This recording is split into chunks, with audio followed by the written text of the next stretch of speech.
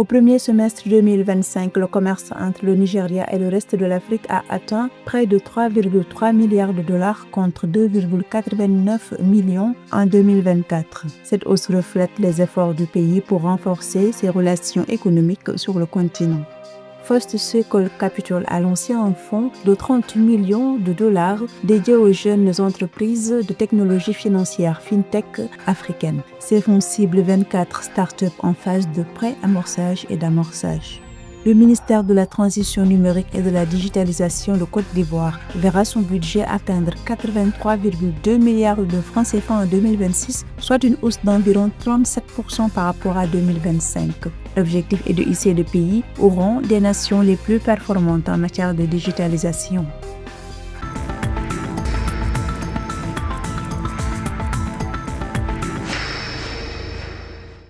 Au premier semestre 2025, les échanges commerciaux du Nigeria avec le continent africain ont bondi de 14%, passant de 2,89 millions de dollars à environ 3,3 milliards de dollars. Cette hausse s'explique par les efforts du gouvernement fédéral pour renforcer les liens régionaux, notamment via la simplification des procédures douanières et l'amélioration de la connectivité commerciale.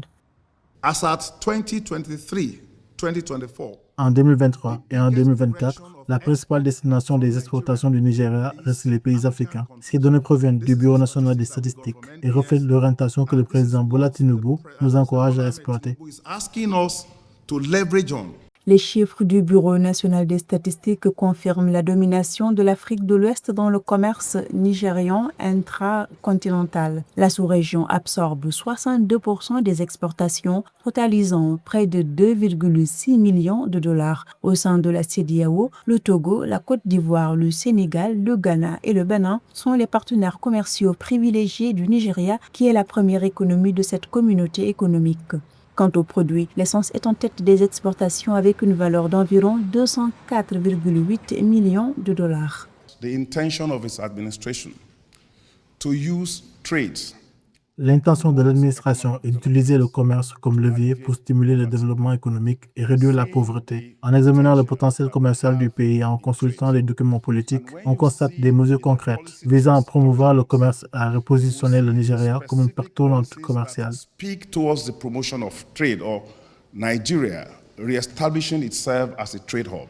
Le Nigeria consolide sa position comme hub du commerce intra-africain, même si les exportations vers l'Afrique ne représentent encore que 10% du total, dominé par l'Europe, l'Asie et les Amériques.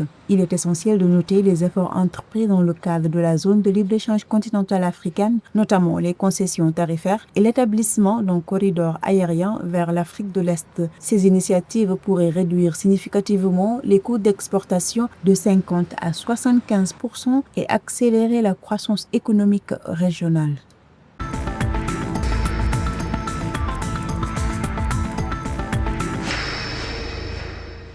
Avec le soutien de la Société financière internationale, First Circle Capital déploie un fonds de 30 millions de dollars en faveur des fintechs africaines. L'initiative vise spécifiquement 24 startups en phase de pré-amorçage et d'amorçage dans le but de résorber le manque de financement et de les accompagner jusqu'au lever de série A, soit des montants concernés de 1 à 10 millions d'euros. La SFI s'est engagée pour 2025 à verser 6 millions d'euros pour consolider le pipeline de futures levée de fonds de série A pour le secteur.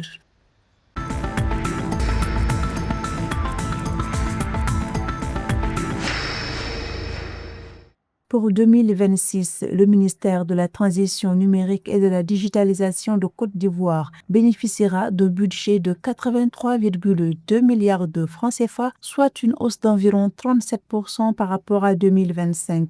Cette enveloppe a pour objectif de renforcer la performance numérique et d'améliorer la connectivité sur l'ensemble du territoire. Le budget se décline en 4 programmes, 1,7 milliard pour l'administration générale et 2,6 milliards de francs CFA pour le soutien à la régulation du secteur. À cela s'ajoutent 46 millions destinés au développement de l'économie numérique et à la modernisation du secteur postal, ainsi que 33 millions pour la mise en œuvre du service universel des communications électroniques.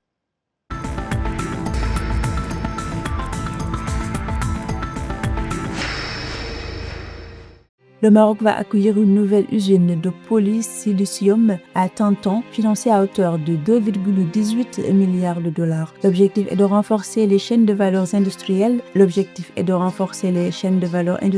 Liées aux composants solaires et affirmer le rôle du pays dans la transition énergétique mondiale. L'unité, d'une capacité annuelle de 30 000 tonnes, créera 1 500 emplois directs et plus de 2 000 emplois indirects et 85% de sa production sera destinée à l'exportation.